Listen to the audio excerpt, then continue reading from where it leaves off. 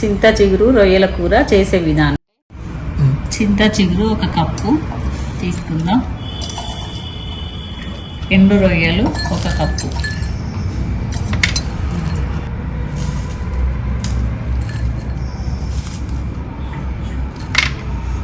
ఇప్పుడు స్టవ్ వెలిగించి మూకుడు పెట్టుకొని రొయ్యలను దూరగా వేయించుకోవాలి. మీడియం మంట మీద నెమ్మదిగా వేయించుకోవాలి. ఇట్లా దూరగా వేగనివ్వాలి.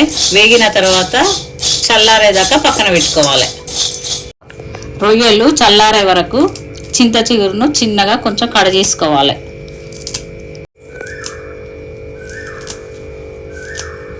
చల్లారిన రొయ్యలకు ఇట్లా తలల దగ్గర ఇక్కడ ఇవన్నీ ఇలా ముళ్ళలాగా ఉంటాయి, ఇవన్నీ క్లీన్ చేసుకోవాలి.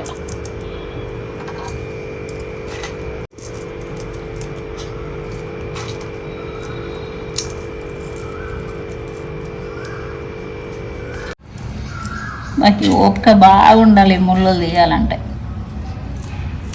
ఇప్పుడు తీసుకున్న చింత చిగురు రొయ్యలకు 1 ఉల్లిగడ్డ, 5-6 పచ్చిమిరపకాయలు సరిపోతాయి. ఉల్లిగడ్డను సన్నగా తరుక్కుంటే గ్రేవీ మంచిగా వస్తుంది.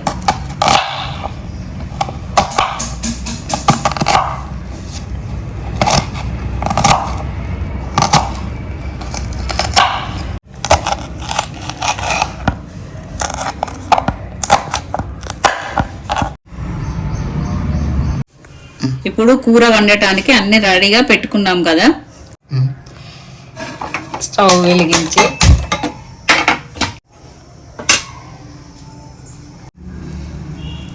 గిన్నె పెట్టుకొని గిన్నె వేడయ్యాక రొయ్యలకు చిగురుకు సరిపడినంత ఆయిల్ పోసుకోవాలి.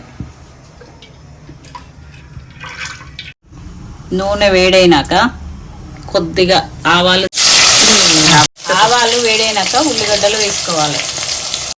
ఎక్కువ గ్రేవీ కావాలనుకునేటోళ్ళు ఉల్లిగడ్డ పెద్దది వేసుకున్నా బాగుంటుంది. ఉల్లిగడ్డలు పచ్చిమిరపకాయలు దూరగా వేగనివ్వాలి. 1 స్పూను పసుపు వేసుకోవాలి. 1 స్పూను అల్లం వేసుకోవాలి. పసుపు వేసి అల్లం వెల్లుల్లి పేస్ట్ వేసి అల్లము పచ్చిపోయే వరకు వేగనివ్వాలి.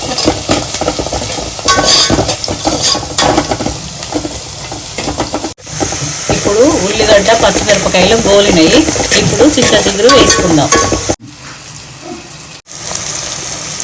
చింత చిగురును మీడియం మంట మీద కొద్దిసేపు గోలనియాలి.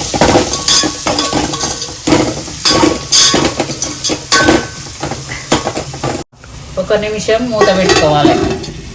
గోలినాక 1 స్పూను ఉప్పు వేసుకోవాలి. వేసి బాగా కలుపుకోవాలి. చింత చిగురు ఉడికినాక కొన్ని నీళ్లు తీసుకొని నీళ్ళల్లో రొయ్యలు వేసి కడుక్కోవాలి.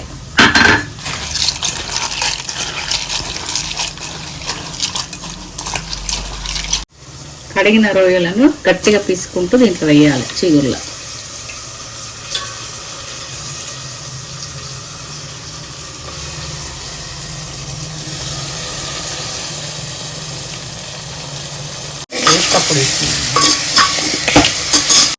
ఒక నిమిషం తర్వాత మూత తీసి కలుపుకోవాలి. వండటం ఈజీనే కానీ రొయ్యల పొట్టు తీసుడే చాలా టైం పడుతుంది.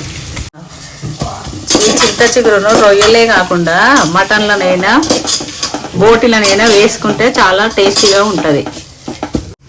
కలిపిన తర్వాత ఒక 2 నిమిషాలు మూత పెట్టి ఉంచాలి.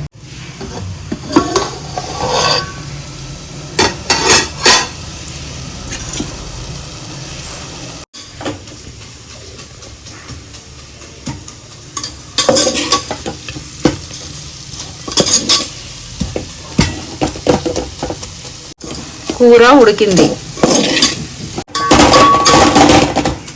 స్టవ్ ఆఫ్ చేసుకుందాం. కూర ఉడికింది. బౌల్లోకి తీసుకుందాం.